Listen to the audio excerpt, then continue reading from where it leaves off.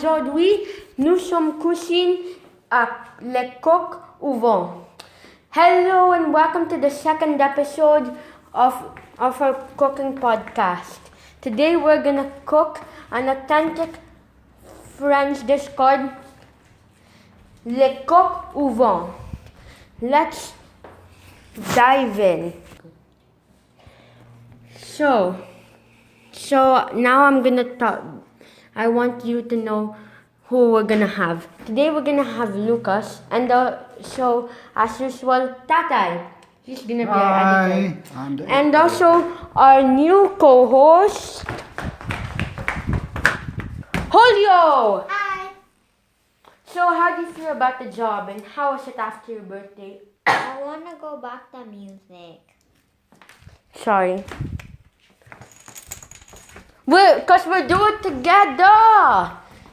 So, in the next part, we're gonna be telling you about the history of that dish. And then later, Lucas may join along.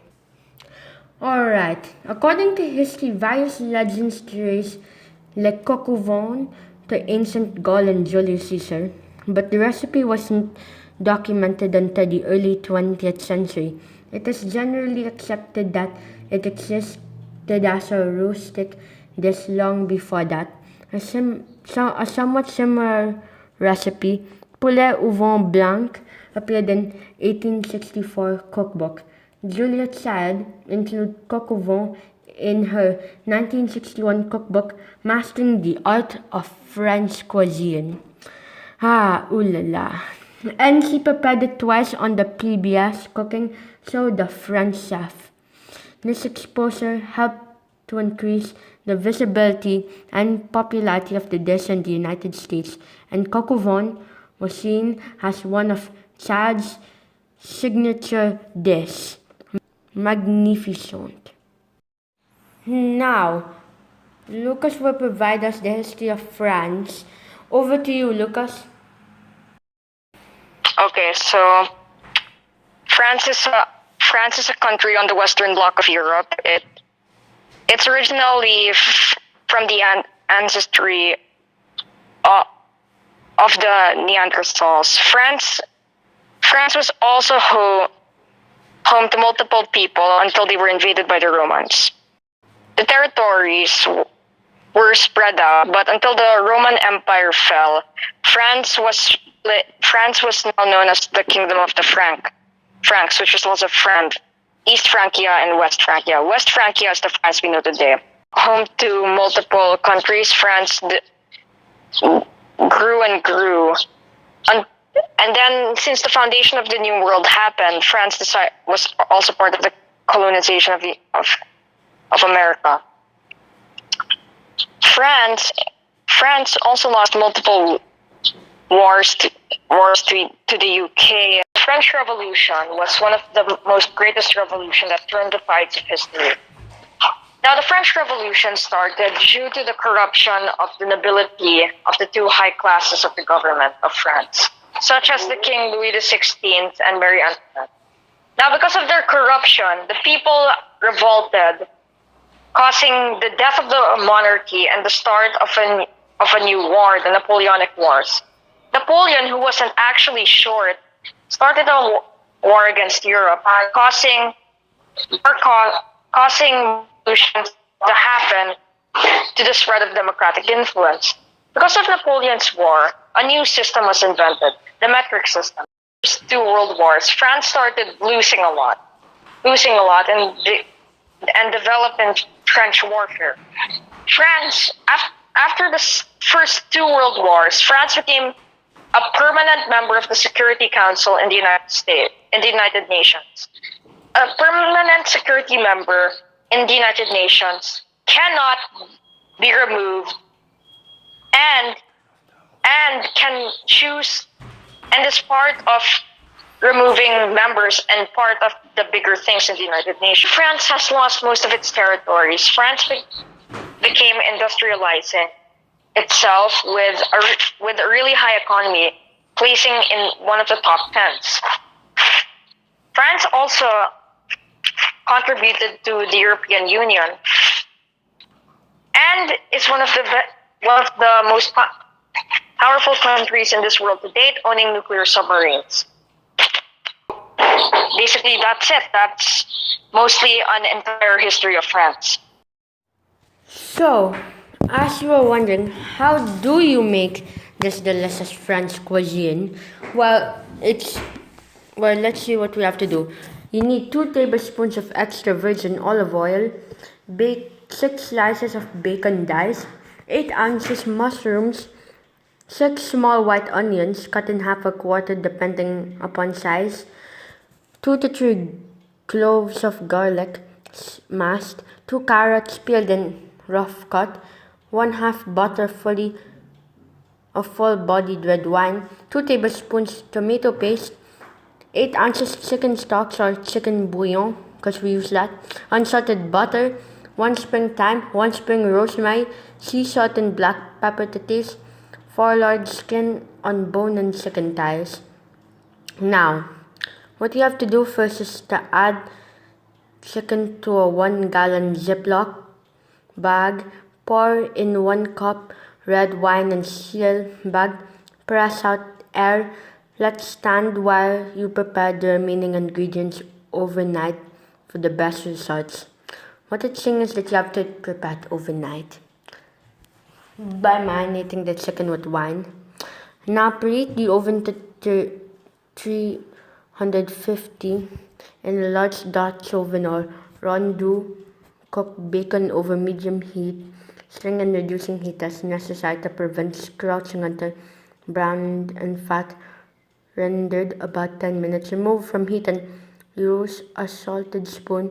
Transfer bacon to a paper towel linked plate. Remove chicken from Ziploc bag, discard wine and pat dry. Season chicken with salt and pepper. Return Dutch oven with rendered beef fat to a medium high heat. Add chicken thighs skin side down and cook until brown about 7 minutes.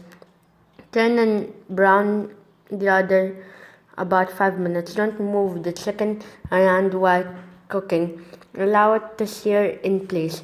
Use a spatula to get under the chicken while turning, being careful not to rip the skin. Remove chicken from pan, setting aside until needed. Add mushrooms to pan and cook over medium-high heat, stirring frequently until browned 10 to 12 minutes. Add onions, carrots, and garlic and cook, stirring until lighting brown about 5 minutes. Add bacon, the remainder of the wine, tomato paste, chicken stock, thyme, and rosemary and begin to simmer, stirring up any browned bits. Add chicken back to pan, leaving skin side up and not submerged if possible. Transfer to oven and cook uncovered for 1 hour. Remove pan from the oven and take the chicken out of the pan. So we're now going to Julio, our co-host and musician. And now on to music. This is some of the classic French happy music that you hear most of the time. Here. This one's mainly in Paris, in the cafes, because they want to make everyone happy.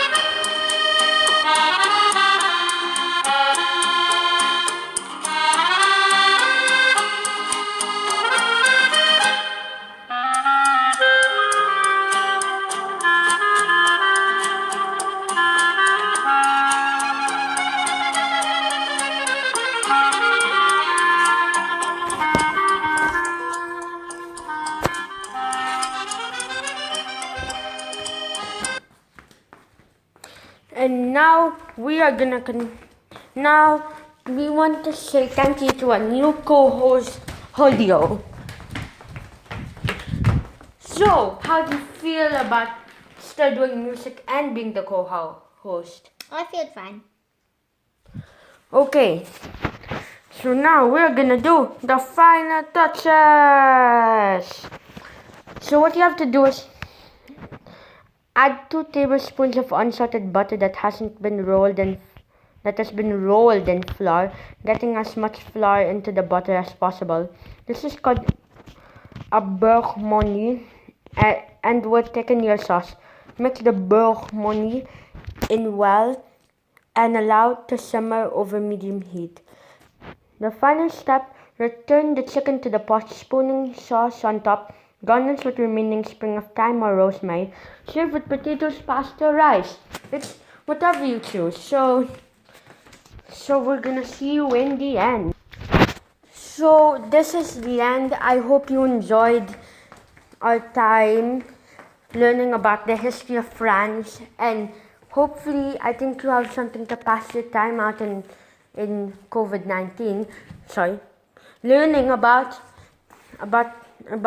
le coq au vin. So here are a few words from Tatay. The auditor.